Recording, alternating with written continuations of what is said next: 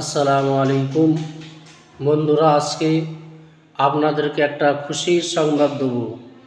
যে খুশির সংবাদটি হলো, আজকে আমরা দুইখানা ঈদ একসাথে পেয়েছি।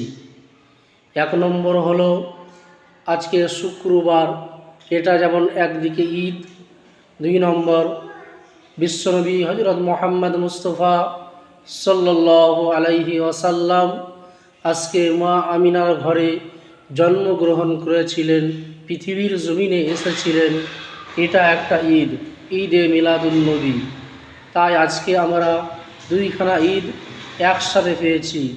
আজকে মুসলমান আমরা নিজের জন্মদিন মনে রাখি, কিন্তু যে রসুলকে আল্লাহ পাক না সৃষ্টি করলে কোনো কিছুই সৃষ্টি করতো না, সেই রসুলকে আজকে আমরা ভুলে গিয়েছি। তাই সেই রসুলের আদর্শ, আখলাক, চরিত্র আমরা আমাদের মধ্যে প্রতিষ্ঠিত করতে পারিনি। সেই রসুলুল্লাহর চরিত্র, আখলাক যদি আমরা আমাদের মধ্যে প্রতিষ্ঠিত করতে পারি, তবেই তো আমরা প্রকৃত মানুষ বলে গণ্য হব। যারা এই ভিডিও দেখছেন তাদেরকে বলবো, এই খুশির সংবাদটি দেওয়ার জন্য অবশ্যই আমার এই চ্যানেলটি সাবস্ক্রাইব করুন।